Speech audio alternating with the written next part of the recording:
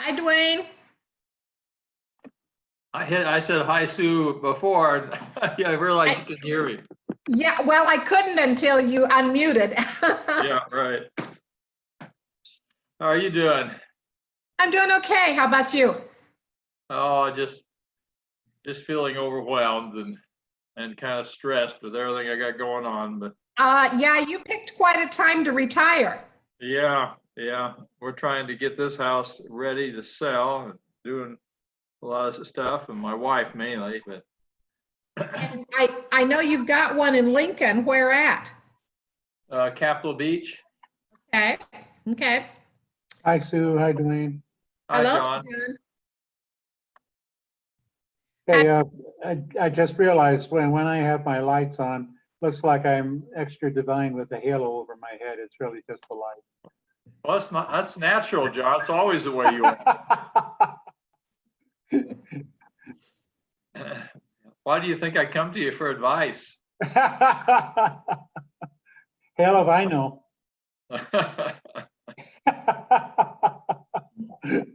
Sorry, I couldn't resist that one. Well, Dwayne, I think, when 2 years ago at this time, I was doing very similar to what you're doing because I retired June 30th, 2 years ago coming up.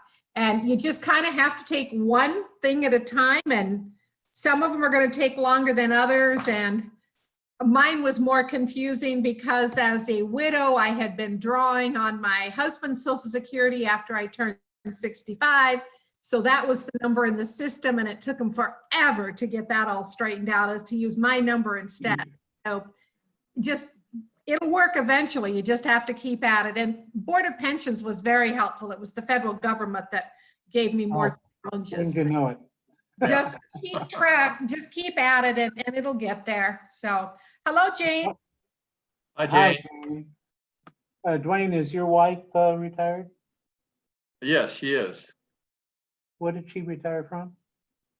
The school. She just ended Oh. with the school year here. It ended sooner than she would have wanted. Oh, yeah. She actually took unemployment for a couple months there. Oh, wow. So is she drawing now on her pension and social? No, she's just 60 years old. Oh, So yeah, she's got 2 years to go before, and when she's 62, she'll be able to get her school pension and her Social Security. So did the rule of 85 apply to her? Do they have that still? yeah, she comes a year and a half short right now. So that's why I wait till 62. That makes sense. Hi, Jane. How are you? Good. Hi, Steve. Hey, Hi, Steve. Steve. You go by Steve or Steven? Steve's fine. Which do you prefer? Whatever I get called, as long as it's. Hi, Martha.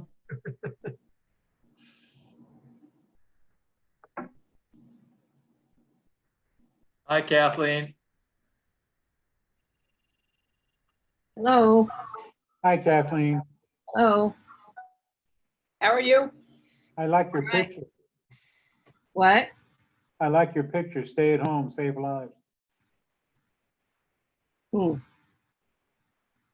I thought you liked her smile and her curly hair. Well, that certainly is very helpful, of course. But I think given the uptick in some of the COVID numbers we've seen lately, I think that's still very apropos. It does. Is Nebraska in danger of showing an uptick? Right now, things have been showing a downturn. Yeah, Depending where you live. An interesting thought. So, hi there, Jeff. Hi, Jeff.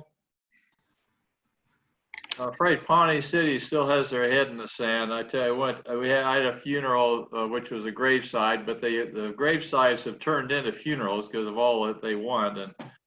And there were about 65 people or so there, and there was only 3 that I saw had mass. And and nobody except me was doing social distancing. So I felt really uncomfortable not shaking hands or hugging like everybody else was doing. And of course, they, funerals, they come from all over. So, I mean, Exactly.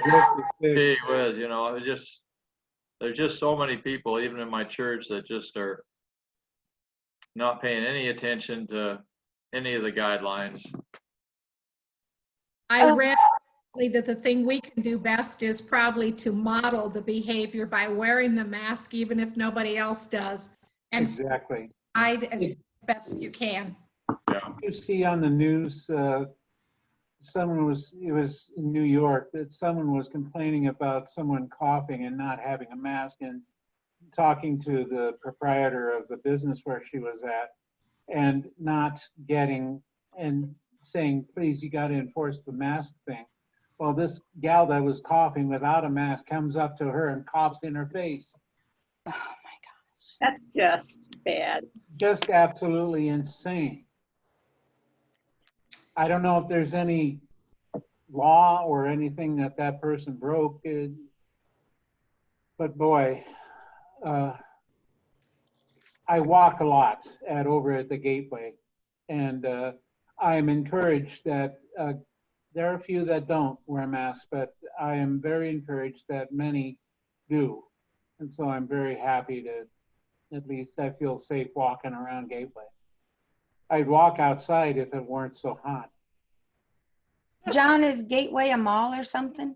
Yes. Yes. Jim, you're going to have to change your identity since I sent you the link. There's two of me. That's interesting. And you're muted, hon. I like this idea. You do, okay. It's identity theft. Okay, then I can forward all of my challenges from disaster team and COM to you.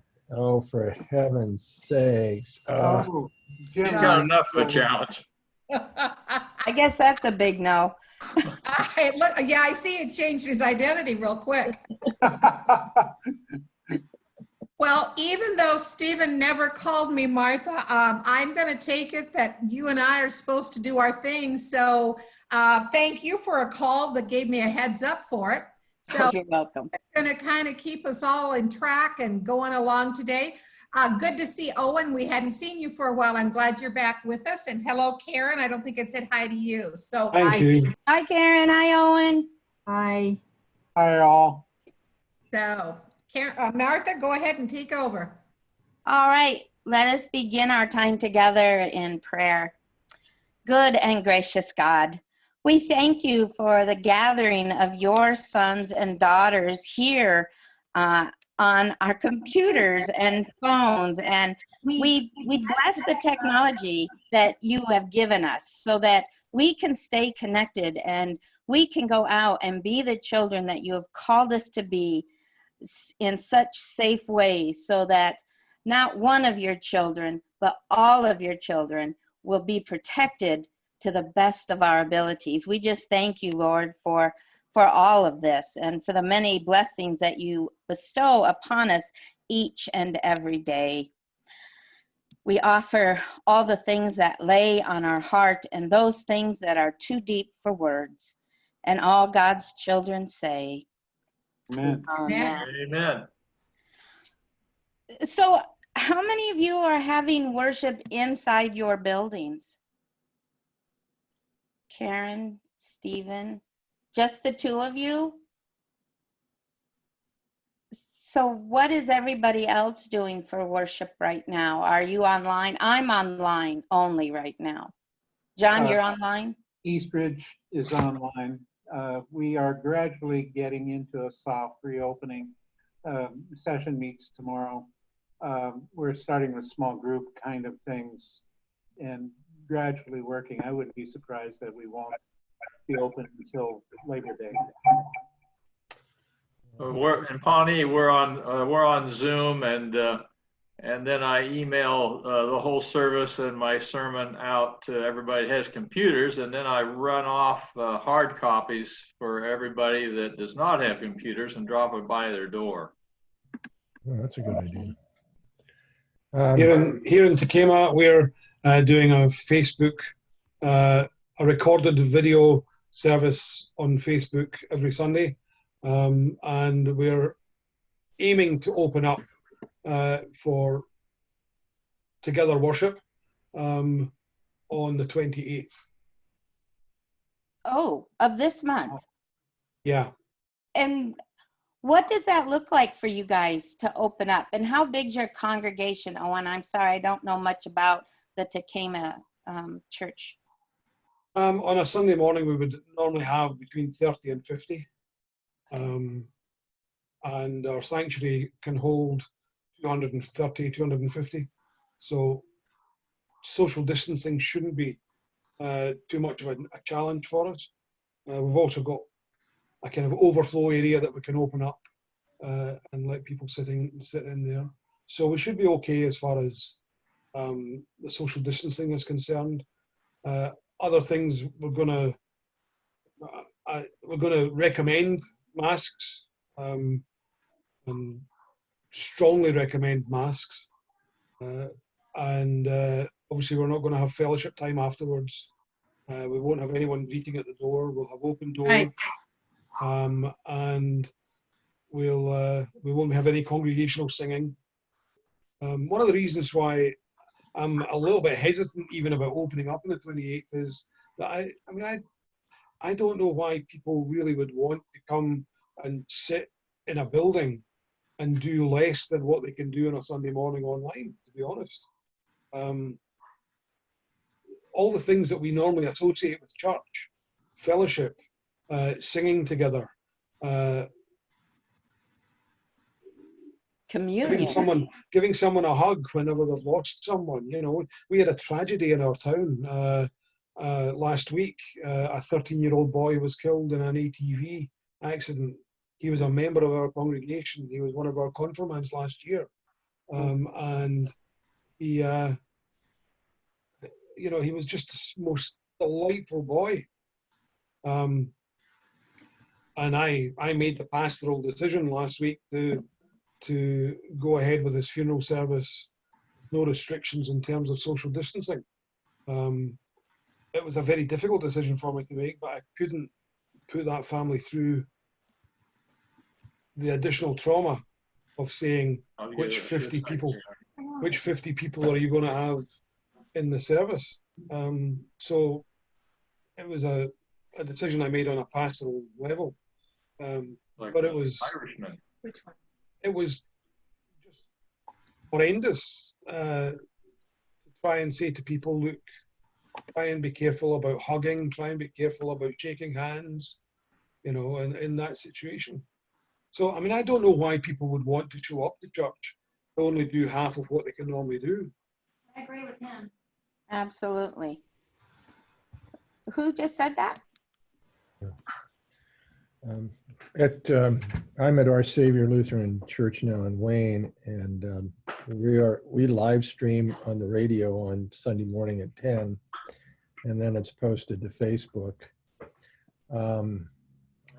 So we are thinking we have a plan open, and we have a checklist of things that have to happen. This is the guy I So wanted us to listen to Sunday. we have a team that you know, will check through to make sure all the standards that we need to keep are done. It's a nice checklist. It's really good. I could share that with everybody. And Owen, I just wanted to let you know, I got called out. What I'm sharing, I have to be very careful because I was called out to meet with all of the people who were on the first responders to that tragic death. So I met with people both from the hospital and from who were first responders to that accident. I'm on the critical incident team for the state. Yeah. When we meet with those people, it's all the meeting is confidential. So I just know that the people who were caring for him, they did their job. Yeah, and I feel for those people. on a daily basis, they're confronting this kind of thing. Right. So It's very difficult. it is. If there's any way I can be supportive to you, or if you want to do any kind of a debriefing with families or people, I'd be glad to come and help support that. Thanks, Jim. I really appreciate that. Yeah, Thank you. it's if anybody, you know, you're ever involved in a situation where you are involved with first responders, you get a call as a pastor to be in an ER room with family or anything like that. You know, and you feel that there's a need for a debriefing with people who are close to something really tragic.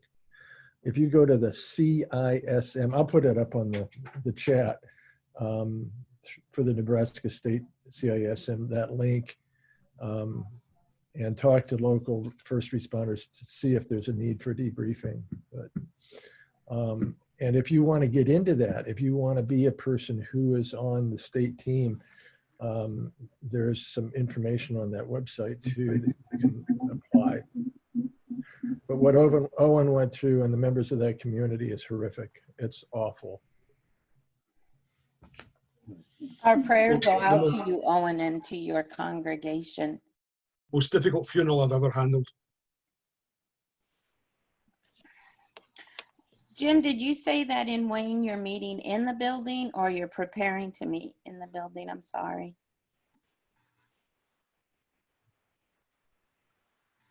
There we go. We right now do not meet face to face.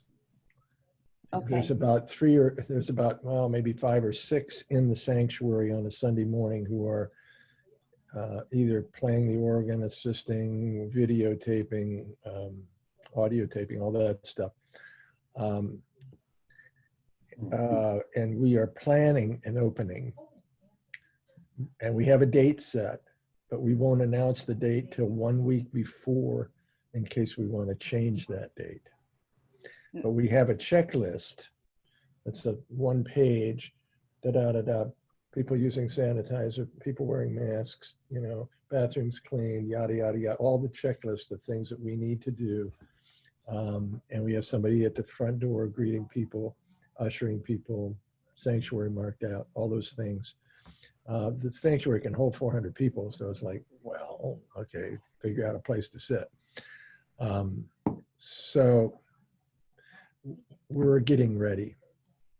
Will y'all use bulletins and hymnals, or are you screen people? No hymnals, no Bibles in the sanctuary. No, everything will be digitized up on a screen. So all that's, you know, it's taken care of. Okay, thank you, Jim. Yep. Is there anybody else preparing to go into your buildings at this time? They're thinking about that. 2 things. This I can forward to anybody that might want. I thought maybe John would be on the phone call, so he would be the one speaking about it, John Ashby in Fremont. But they have created with a 4-step program for reopening. It is amazingly well put together. And I think that it would behoove anybody to look at it, even if they've started in-person worship. There may be some other things they hadn't thought about.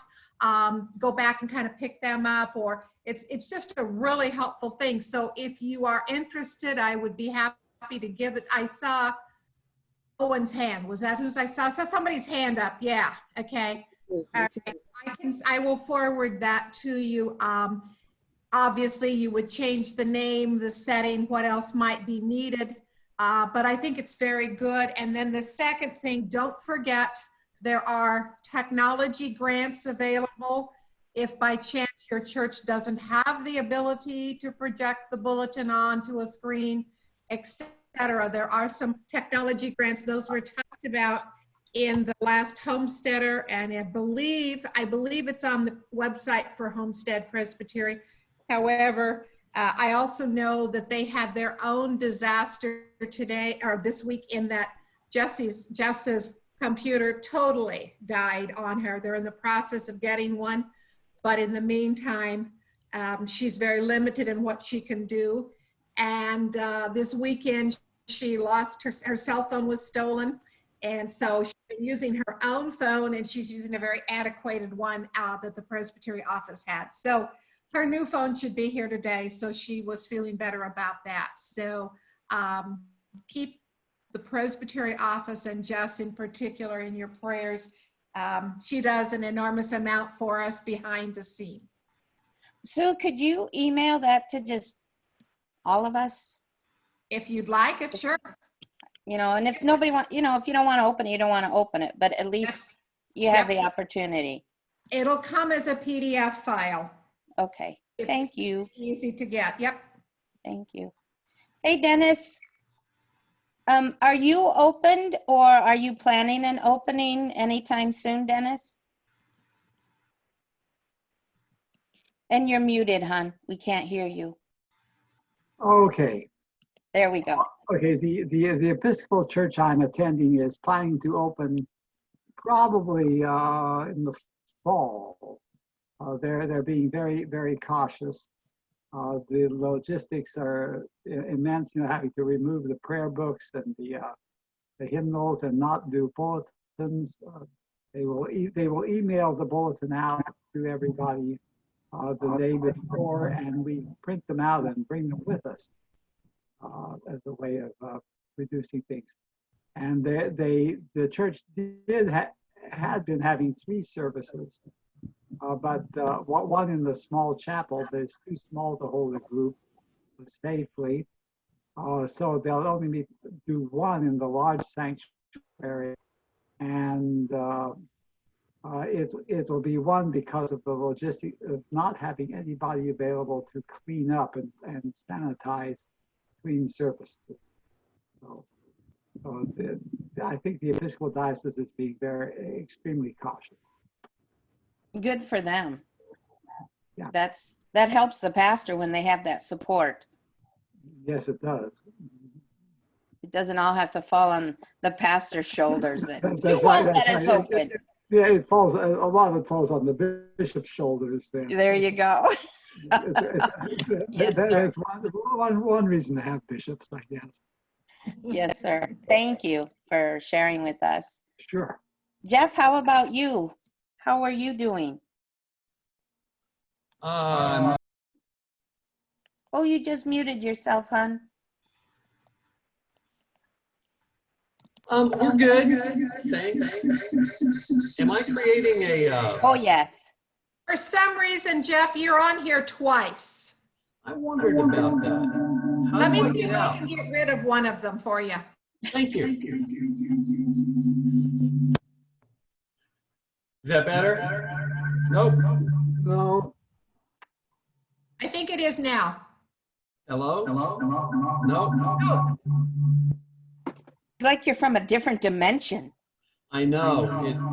It is embarrassing because I certainly am not godlike. now, I think. now try it. Okay. There we go. Thank you. And thank you for your technological help.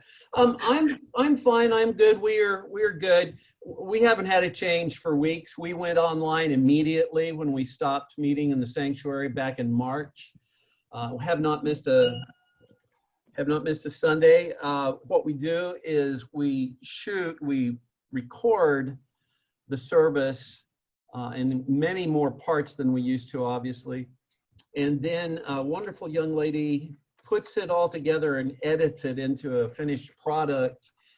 And she sends it out 2 ways. First, it goes through a Facebook group, and secondly, it goes to the church website so that anybody can that's what I do, is I go click on it, usually Sunday morning about 10:30.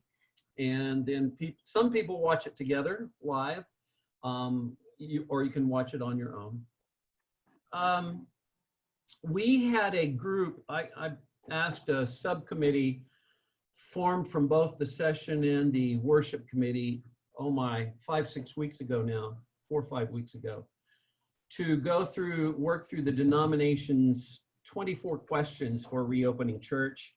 I'm sure we're all aware there are hundreds and hundreds of options, but they used that and came up with, I don't remember, I think it's 18 or 19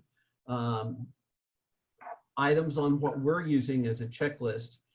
And presuming all goes well and Mother Nature and God's Spirit doesn't change things for the much worse here in the next few weeks, we will be starting to worship back together in person in the sanctuary live on Sunday, July 26th. So we're slowly getting ready for that. Of course, looking at cleaning and masks and tasks. But I think people are eager to get back. You know, we've had some Zoom meetings. We've done some other things, drive-by communions, but people really miss seeing each other as we are all Pentecost people. I also just wanted to mention real briefly, I just got back from Denver. I went to Denver for 3 nights, and it was interesting to me. I am considering that I'm gay, I'm still very, very straight and narrow in a lot of ways. And I've never been around marijuana ever, and no desire to. But long story short, I was surprised that for such an open-minded state, I was struck at how careful, how incredibly careful Colorado is being about COVID. There's a statewide law that masks must be worn in public. Most people are doing that. And if you want to go into a restaurant there, then keep in mind, they're just reopening. If you want to go into a restaurant, you must have a mask on to get into the restaurant. I guess all of that to say, the ethos between the 2 states just struck me as markedly different. Nebraska seems much more laissez-faire. You know, we've been safer in that we've had fewer cases, but I'm glad I went. It's good to get out. It's good to be back. And it's good to see all you, sisters and brothers. Thanks, Jeff. Thank you. Zach, what are you guys? Are you still online, or have you begun the conversation of opening? Yeah, we're still online. We've been talking the last couple of months about it. We don't usually meet in July, but we're going to meet in July because the thought of waiting until August to decide is too long for the session. Our session's also wrestling with the fact that my wife has a child due at the end of July, so what are they going to do about that? And they know that I will not be coming back physically until well after that to keep everyone safe and healthy. So we've had discussions. We've had discussions about putting a date on it. Someone suggested we put the Sunday after Labor Day as coming back. To which one of my session members said, if we wait that long, I'll be looking for a different church. Wow. Monday. Yeah, I'm starting to really feel like and really getting tired of feeling like a prop for everyone else's life amusement. I feel like me and the church in particular are seen, at least by a lot of our members, as being there just to make people comfortable. I shared something on Facebook yesterday about the different levels of of kind of the different levels of danger of spread depending on where you're at, and on a scale of like 9 to 1, 9 being the highest, the churches was 8 or something like that. And then had someone message me over Facebook, had one of my session members ask, I don't understand how this could be, especially if we put in all these precautions, how could that be? And I said, well, I'm happy to talk about it with you if you want to. And then about 20 minutes ago, I just got another Facebook message from them saying, I found this source. I understand where they're coming from. It doesn't mean that I agree with it, but I understand where they're coming from. And I've had a conversation with some other pastors as well. And more, I mean, for me, I feel like I'm a prop in everyone's life just to make them feel comfortable. And I think the church is too. So much so that I had a session member say, well, if Zach doesn't feel comfortable being around us, he could just use the back stairs of the church, just be up front, nowhere near us, lead worship, and then leave down the back stairs again. Yeah, so I'm really struggling with this. I'm struggling with what this is revealing about the church. Church, my church in particular, but also the church in general. As more and more pastors share this feeling of, we're really concerned about going back, and our churches don't seem to care. I know Lincoln, I know there's churches around Lincoln that are waiting longer. But when I had a session member ask how long paternity leave was, and then sit there and calculate the earliest I could come back after paternity leave if I took it, I realized that my health or the health of my family is not really their concern. And there are other pastors on different groups and messaging sites that are sharing the same thing across the country. So that's really concerning to me.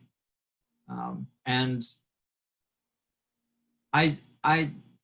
I'm hurt and angered by it, that the church has had very little, that there seems to be very little theological discussion or thought process as to what God would want us to do in this time.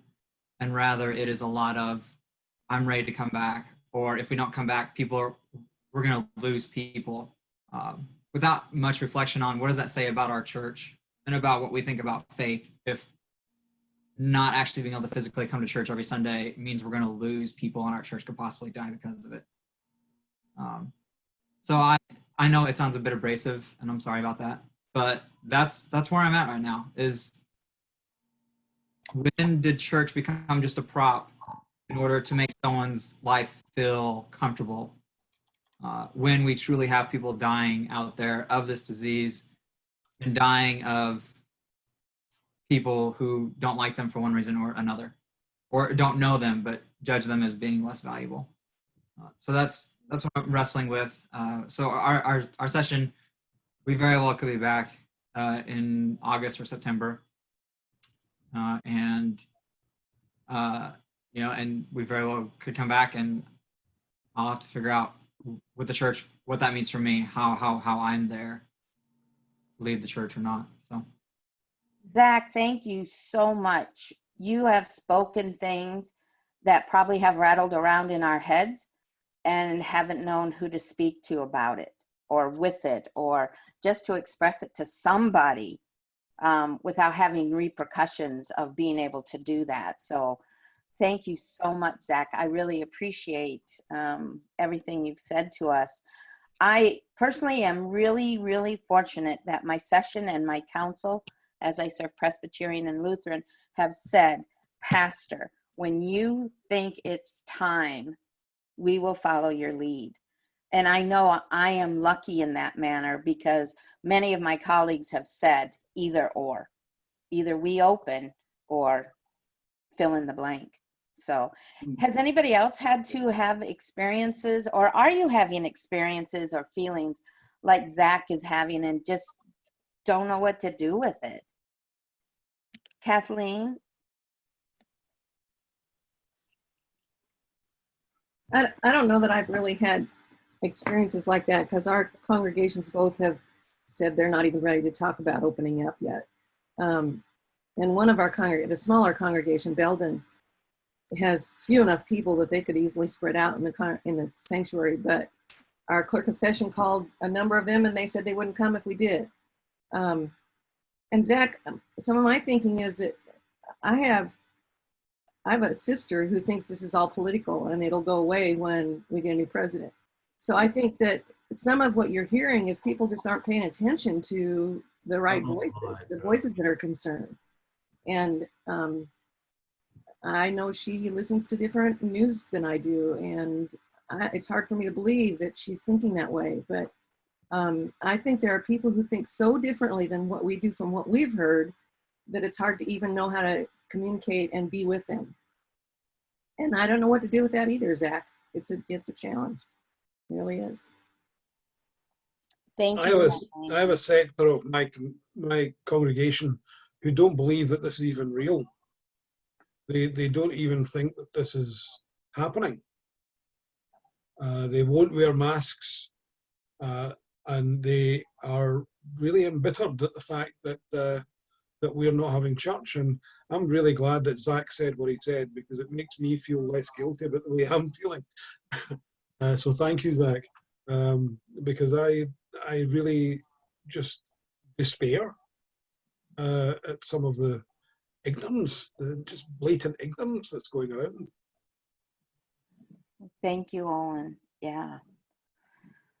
Yeah. So we have a pandemic that we try to deal with, and then we have Mr. Floyd and all that has brought to us also. And how are you acknowledging what's going on in your worship services in some way?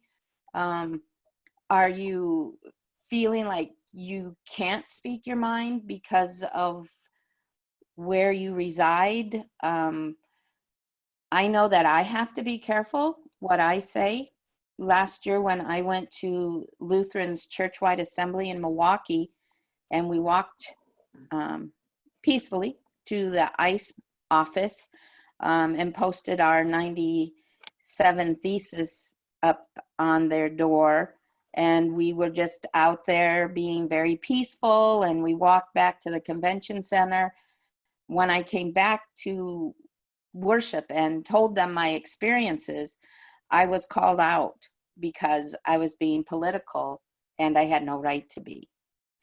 So to try to talk about racism here in Wonder Bread land, where we're as white as the driven snow, I don't know how to openly discuss it, except that I put it into prayers, because then people don't get quite as upset when it's in a prayer.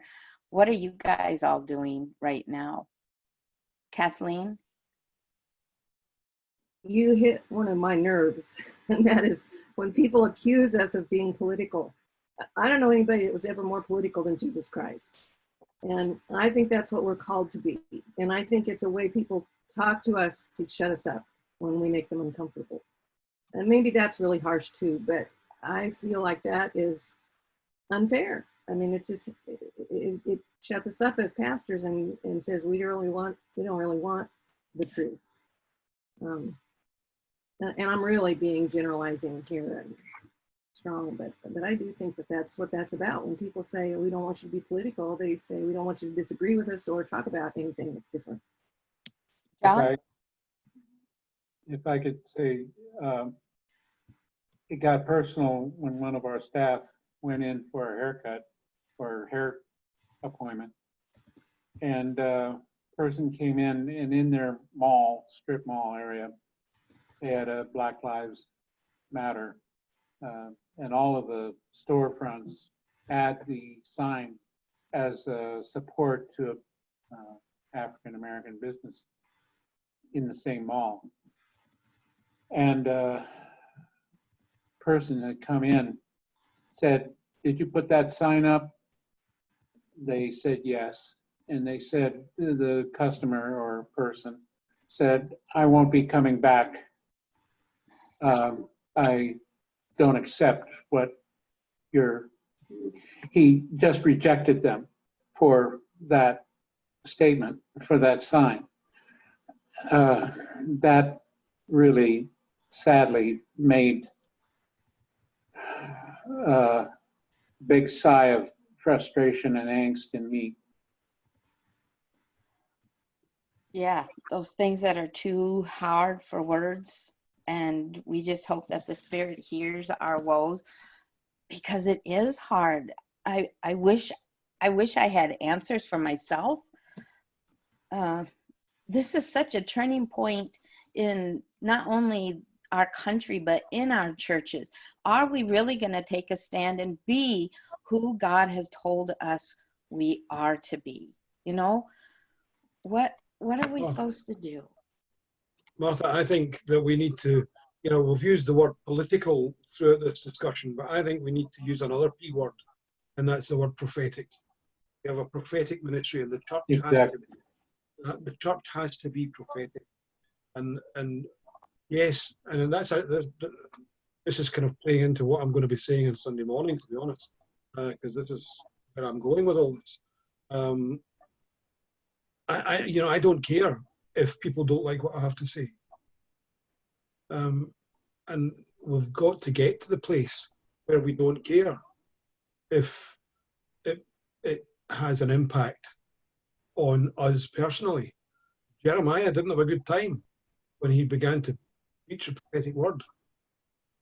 Jesus Christ didn't have a good time when he started being prophetic. And we, the church, have to be prepared to say what has to be said, whether it's accepted, whether it's popular or not. We have to be prepared. Owen, I think you may have an advantage over us. You speak the mother tongue of our ancestral home as Presbyterians. I think God has given you a gift that you should use. I hope there's open hearts and open ears for you.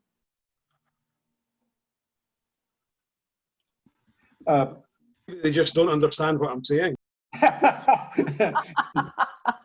If I may, Owen, you struck a memory bank in me that is, I'm sneezing when I think of all the dust that's collected on it. My home pastor was very politically involved.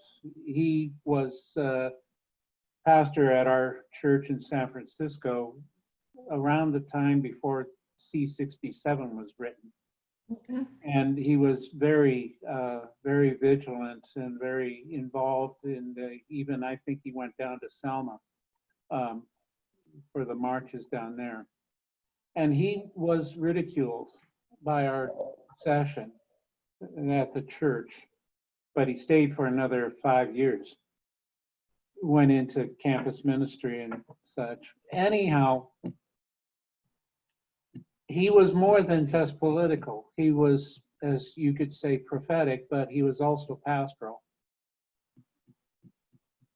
He is one of the primary reasons I went into the ministry. My sister was in the hospital with a bleeding ulcer. She was only in 7th grade. And she had come to a near-death experience in being admitted to the ER. A moment that I'll never, ever forget. But the Monday following, I was to be the liturgist the following Sunday. And he was asking about how Julie, my youngest sister, was doing.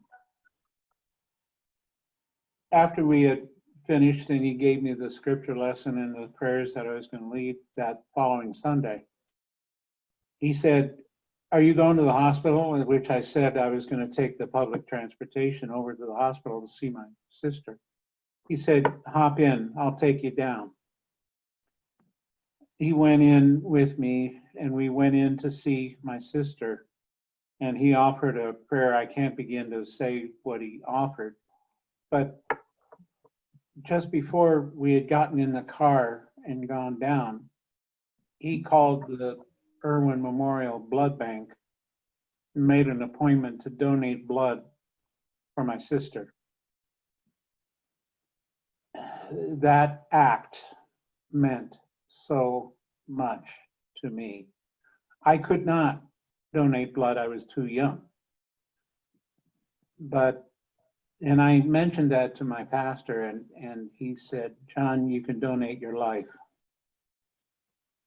And that has been, if there's ever been a call of ministry that I was hearing, it was then. I was only a junior in high school at the time, but very, very profound ministry.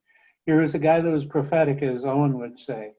Here was a guy that was very cutting edge in terms of what we would think of cutting edge. But here was a guy that was very clearly had a heart of a pastor. And that's my story. Thanks, John. Miss Jane, would you like to share anything with us this afternoon on any of the topics?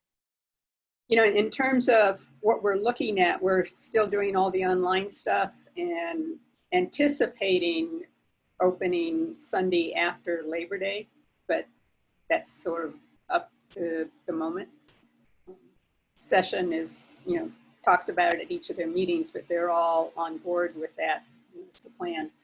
And to my knowledge, that we haven't had any issues as far as congregation pushing us to open earlier. So we're doing the online stuff as far as worship. We're doing Zoom communion, and then a variety of other Bible studies and Wednesday evening prayer live and some of those types of things. Are those things well attended?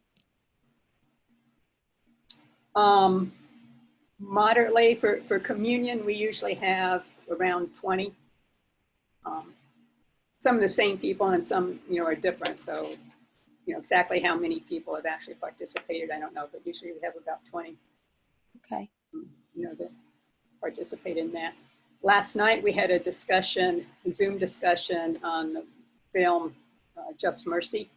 And prior to that, we had our mission committee meeting, and I'm not on that committee, but I attended the meeting, looking at ways that we as a church could engage with the anti-racism concept, whether it was in terms of education. Well, we were trying to sort out where the key issues were, and how to address it. Was it education? Was it getting out on the streets in mission, meeting our neighbor type of thing?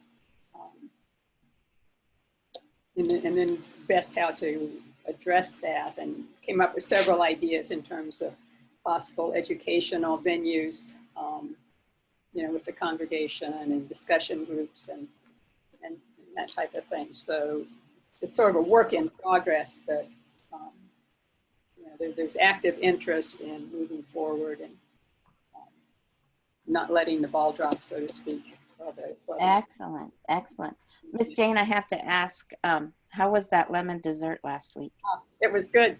Was it? Are you going to do it again? Yeah, and it came out of the bunt pan all in one piece. Well done. Well done, well done. Miss Karen, do you have something we could hear from you about today? Sure. We have started back in live worship. We started back at First Christian on June 7th. So this past Sunday was our second Sunday. We had 25 the first Sunday, and we had 31 this past Sunday. We have a nice big sanctuary, so it's really easy for people to spread out.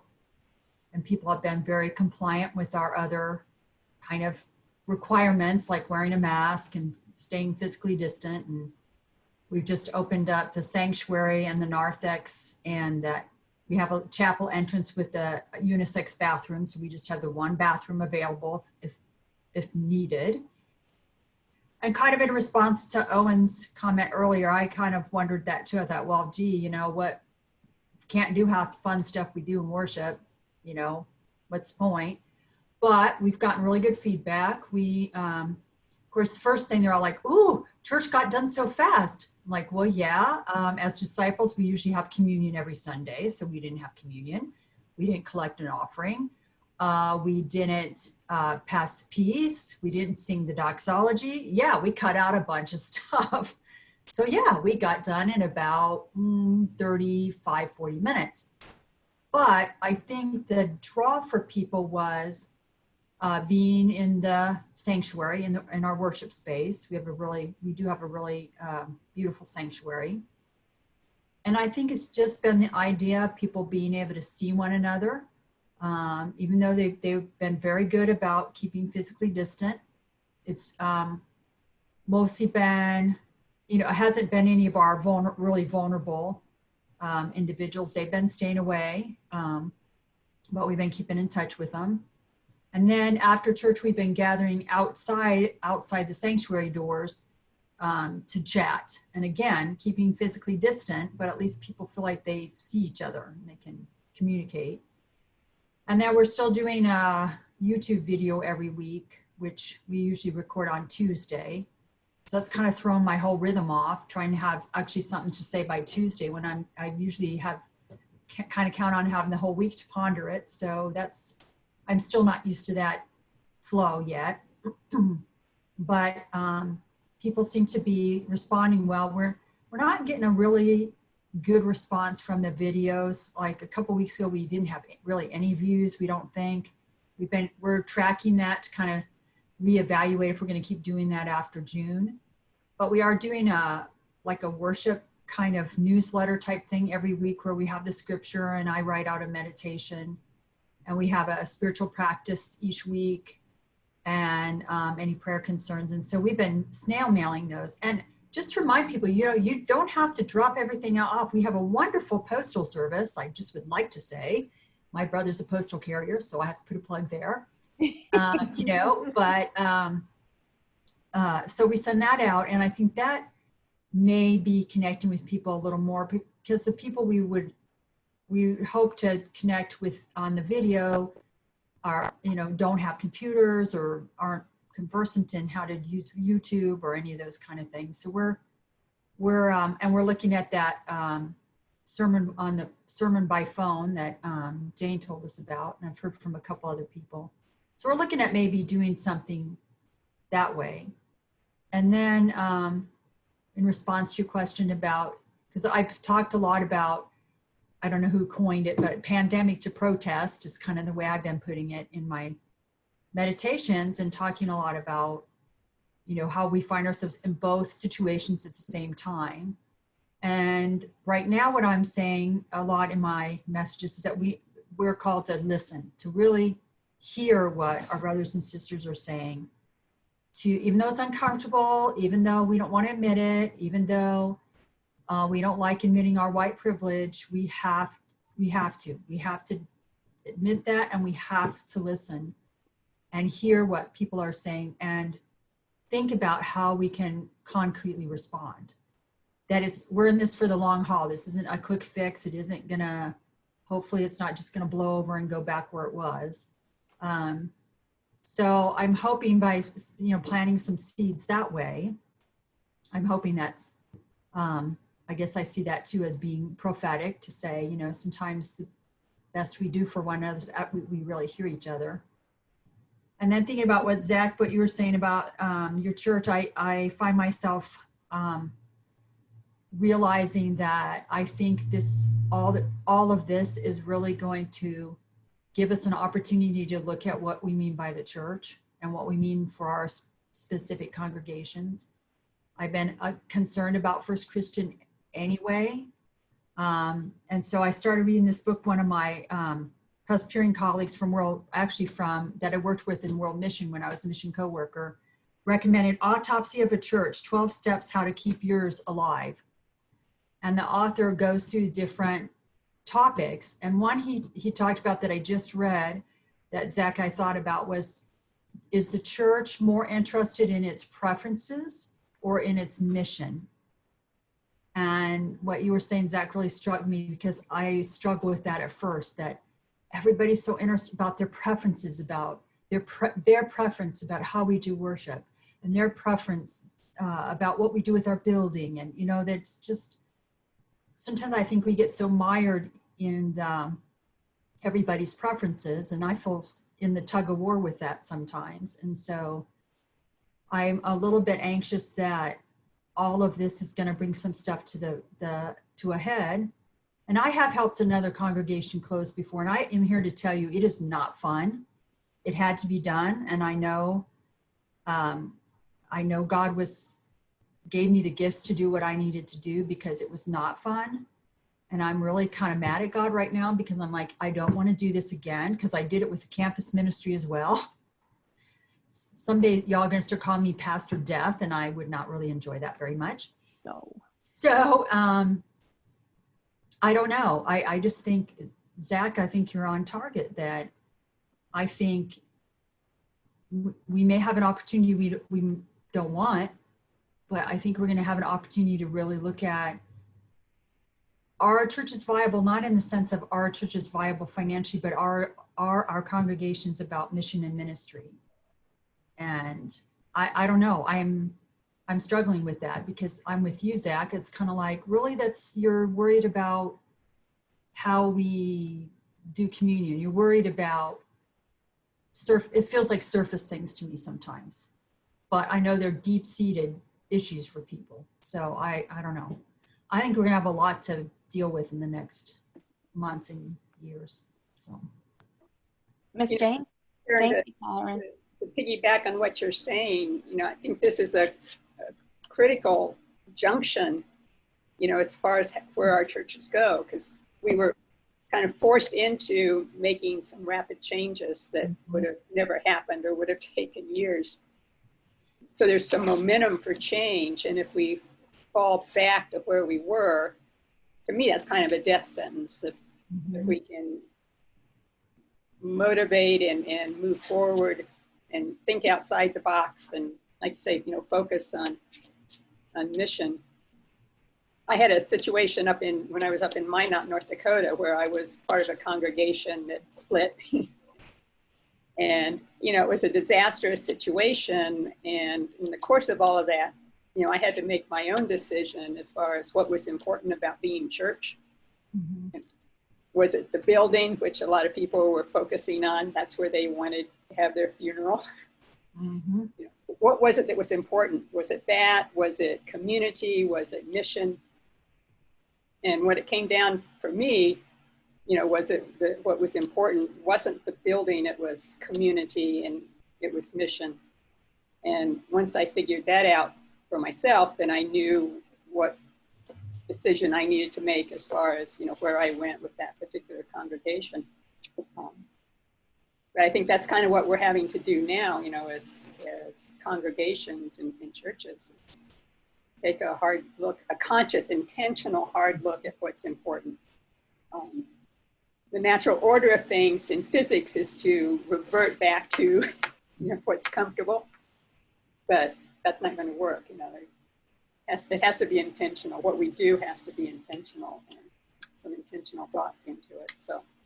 And that's why I keep trying to couch it as that all this presents an opportunity for us to really look at ourselves and to be honest and not let our fear prevent us from looking at ourselves realistically. So I don't know. I might be ridden out on a rail. I don't know. I think you have other people that'll go out with you. I think so. Where are we going to move into brave spaces? And Well, I think one of those brave spaces is the fact that over this time, certainly from my perspective, we've had a lot of people connecting to us through the Facebook videos and people who are maybe members of the congregation but haven't been coming to church. People outside the congregation, people outside the community have been connecting with us through Facebook. And if we just go back to quote unquote normal and go back into our buildings, what are we saying to those people who have made a connection with us during that time? This is our time. This is our chance to really step outside of our walls and open the doors of the church, not to invite them in, but to push ourselves out where they are. I think this is the biggest opportunity the church has had in decades to break down the walls that we've been hiding behind. Excellent, excellent indeed. Stephen, could you share something with us today? Besides you're a Cubs fan? Yes. Oh yeah. Well, we started in-house worship this last Sunday. Like Karen, it's a small congregation that fits into a larger sanctuary quite easily.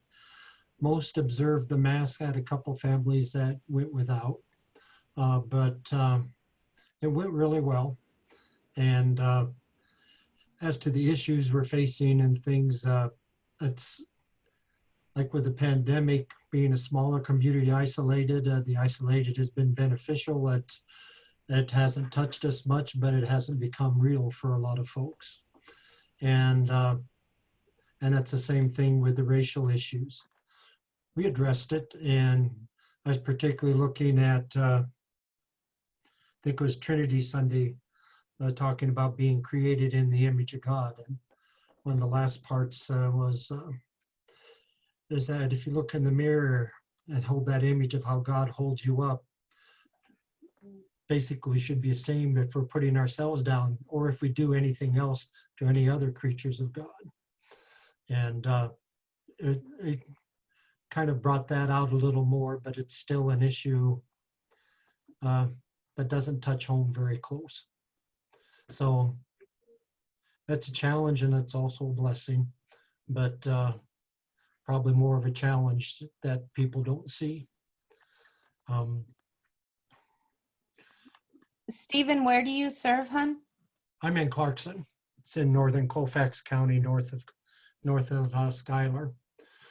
I know of one COVID positive test in town, and that was way early in March, and that was in the nursing home, but with a staff person, which they caught early enough and wasn't an issue after. So they were lucky in that sense. So, and we were also dealing with my retirement, and on Sunday it's official, at least in the minutes, as of the end of the July. But as you see behind me, there's all sorts of boxes and stuff. And Sue, I'm still waiting on pension and Social Security to help me on financing for our new housing. I've been given assurances, but hey, it's in the mail. Yeah, it's that one bite of elephant at a time, and sometimes it takes a long time to chew that bite. Yep. But I've So got, Stephen, you're retiring from ministry altogether? yes, I am. So do we say congratulations, or do we say, what do we say? I don't know. Thank you. Thank you for your work, for your prophetic voice. Thank you for serving big and small. Yeah. It was at Well least done, good and faithful servant. At least it was a year before we planned, but as I've shared before, I had a Palm Sunday, I had a small stroke, and it was the second one in 5 years. And so didn't want to wait around for the big one. Time maybe telling to step back a little bit. Everything has fallen into place and is really going pretty well. So I really can't complain. So, but we're looking forward to that. We're going to be living next to our oldest son and his family. So there's a lot of changes and adjustments going on, and for the congregation as well, as they look ahead to what plans God has for them, and keeping that vision in mind, and also telling them to be patient, because with the COVID going on, people are not moving. Yeah, absolutely. Thank you so much. Thank I you. have to sign off. Could we end this with a prayer before everybody takes off? I will be glad to do that. I wanted to just say one of the things, Stephen, when you retire from ministry, you still have plenty of opportunities to do things, as Dennis and Jim, who has left, and John have discovered, as have I. Dwayne is going to shortly. God's probably not finished with us until we meet him at the doors of heaven. So just enjoy your time, but be aware you're not done. Maybe more in ministry than any other profession. And I would also like to say that today has been one of the most interesting and maybe helpful weeks that we've had. I almost was giving up on this because I just wasn't sure it was beneficial, but thank you all. You have blessed me. I've never written so many notes, and I'm going to include part of them in our closing prayer. So will you join me, please? Oh, gracious God, what an interesting time from pandemic to protest.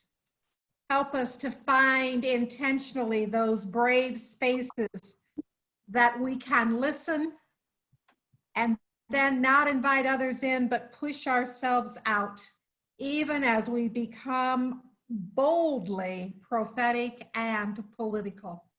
Bless these individuals, the various ministries they represent. Oh Lord, we have to claim once again Jesus's awesome instruction to us to be as gentle as doves and as wise as serpents. In his name we pray. Amen. Amen. Amen. Thanks, Blessing. everyone. Thank you all. Live long and Blessings this prosper. week. Thank you. Bye.